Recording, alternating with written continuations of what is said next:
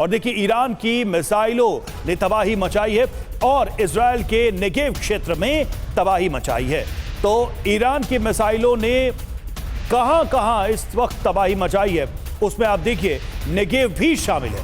Negev में भी Iran ने हमले किए, उसका इंपैक्ट वहां पर रहा। जिमोना बल्कि अराद में भी ईरान ने बड़े हमले को अंजाम दिया और अराद में जो हमला हुआ उसके बाद तो आप देखिए ये बेहद ही खौफनाक मंजर तबाही का। गाजा और लेबनान में जैसे हालात हैं, लगातार हम आपको जो इससे पहले तस्वीरें भी दिखा रहे थे, इजराइल जब हमले करता है तो जो हालात गाजा और लेबनान में नजर आए वो अराद में नजर आ रहे।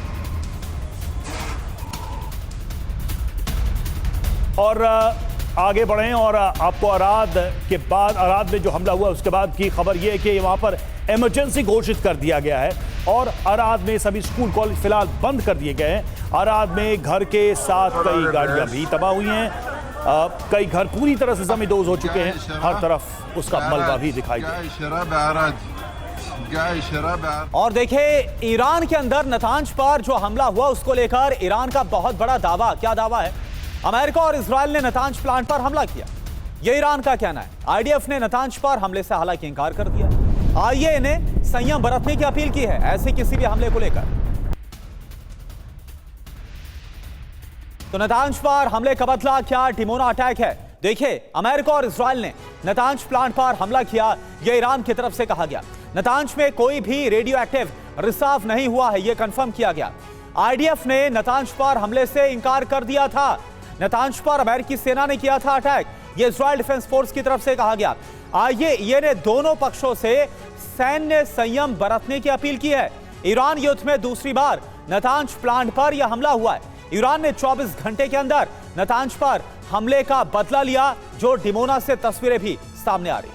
और देखिए नतांज पर हमले से भड़का रूस ने नतांज पर हमले की कड़ी निंदा की है। तबाह हो सकता है पूरा मिडिल ईस्ट, अंतरराष्ट्रीय नियम तोड़े गए, ये रूस ने कहा है।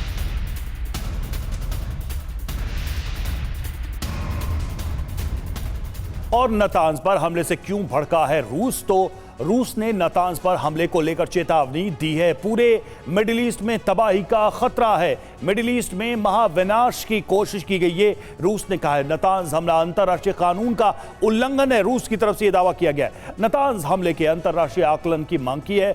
रूस ने नतांज प्लांट पर हमले की कड़ी निंदा की है। और देखिए एक और बड़ी खबर, अमेरिकी राष्ट्रपति डोनाल्ड ट्रंप ने ईरान को अब नई धमकी दे दी है। ईरान के बिजली संयंत्रों पर अब हमला किया जाएगा, यह डोनाल्ड ट्रंप की तरफ से कहा गया। 48 घंटों के भीतर हॉर्मुज स्ट्रेट खोलने की धमकी। अमेरिकी राष्ट्रपति ट्रंप का ultimatum truth social media platform पर पोस्ट करके डोनाल्ड ट्रंप की यह धमकी, या तो हॉर्मुज खोलो या फिर ऊर्जा संयंत्रों पर हमला होगा।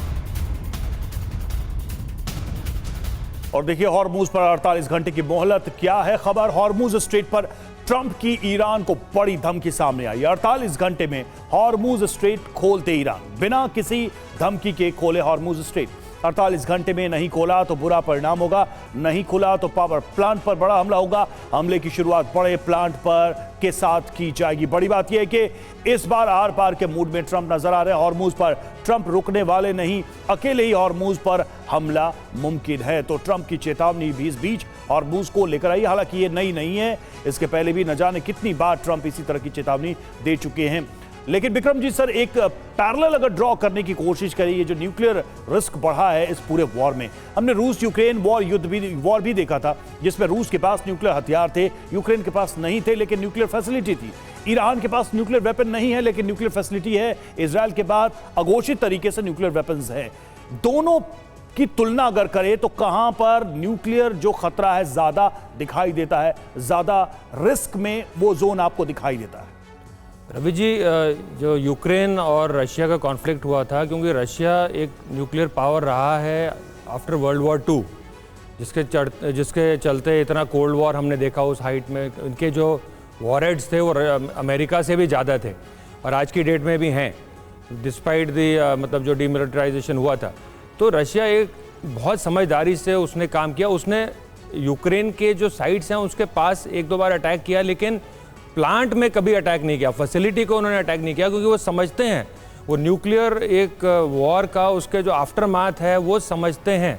और वैसे हिरोशिमा नागासाकी करने वाले अमेरिकन ही थे, किंतु उनकी फिर भी वो अभी ऐसी हरकतें कर रहे हैं, ये बहुत ही दुर्भाग्यपूर्ण है। तो मैं समझता हूँ कि रशिया ने तो बहुत ही अक्लमंदी वाला काम किया है। यहाँ पे जो आप देख रहे हो, जो डायरेक्ट अटैक हो रहा है, जितने भी आप सेफ्टी सिस्टम्स बनाते हैं वो सारे ऐसे ये मान के चलते हैं कि जो आपका कंटेनमेंट है, यानी कि जो आपका जो रिएक्टर होता है या जो प्लांट होता है उसके ऊपर एक जो डोम दिखता है, मोस्टली हम लोगों ने देखा होगा, वो कंटेनमेंट की जो स्ट्रक्चरल इंटीग्रिटी है वो मेंटेन्ड है।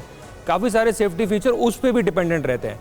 मैं आपको ये भी बता दूं कि सारे जो फैसिलिटीज़ हैं अभी वो बहुत ही सेफ शटडाउन कंडीशन में होंगे, किंतु यदि आप उस कंटेनमेंट को ही ध्वस्त कर देते हैं तो फिर तो चेरनोबिल जैसा एक वो हो सकता है। और रूस ने चेरनोबिल देखा है, पूरे विश्व ने देखा है। इसलिए समझदारी तो इसी में है कि आप इसको इन्वॉल्व ना करें फैसिलिटीज़ को, क्योंकि जब यहाँ से रेडिएशन निकलेगा तो वो हवा के डायरेक्शन में जाएगा, उसको कोई रोक नहीं सकता। और जो भी आपके साइड के जो भी आपके नेबरिंग स्टेट्स हैं, आपके जो भी हैं, वो उसकी चपेट में आते रहेंगे, ऑल्दो उनका जो इफेक्ट है वो रिड्यूस होता रहेगा।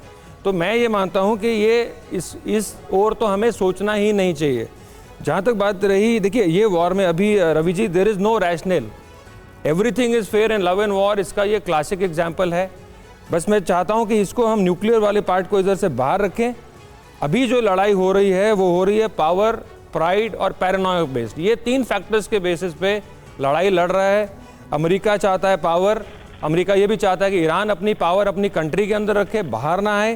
बिल्कुल। और ये सर सवाल तो ये भी है कि जिस तरह से ईरान की तरफ से ये जो हमला किया गया डिमोना में, और यह हमला रिहायशी इलाकों पर, सिविलियन इलाकों पर किया गया, इससे क्या मकसद, क्या मोटिव ईरान का पूरा होता हुआ नजर आ रहा है?